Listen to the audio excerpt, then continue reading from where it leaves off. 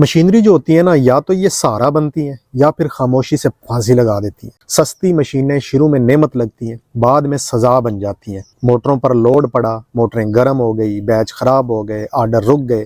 Machine اگر غیر معیاری ہو نا تو بہترین فارمولے بھی کچرا بن جاتے ہیں، اور مارکیٹ میں گاہک آپ کی پروڈکٹ اور آپ کی عقل دونوں کو کوستا ہے۔ سیلر اگر کمزور ہونا تو پیکٹ بند نہیں ہوتے، نمی پروڈکٹ میں گھس جاتی ہے، اور بدنامی ہے کہ پھیلتی چلی جاتی ہے، پھیلتی چلی جاتی ہے۔ تو آج کی ہماری اصلاحی مشق یہ ہے کہ اپنی ڈائری میں لکھیں کہ ایسا ہونے کی صورت میں قصور کس کا ہے؟ فارمولے کا قصور ہے، میٹیریل کا قصور ہے، مشینری کا قصور ہے، مشینری بنانے والے کا قصور ہے، یا پھر سستی مشین خریدنے والے کا قصور ہے؟ یہاں پہ بس یہی کہوں گا کہ اگر آپ کو اچھی مشین کہیں سے نہیں مل رہی ہے تو سکرین پہ دیے گئے نمبر پہ ایک مرتبہ رابطہ ضرور کر لیں، معلومات لے لیں، فیزیبلٹی بنوا لیں، ویڈیوز منگوا لیں، فزیکلی جا کے چیزوں کو چیک کر لیں۔ اگر آپ کی سمجھ میں آئے تو اچھی مشینیں بنوانی ہیں۔ بزنس کے لیے کبھی بھی ہلکی اور سستی مشینیں آپ نے نہیں بنوانی۔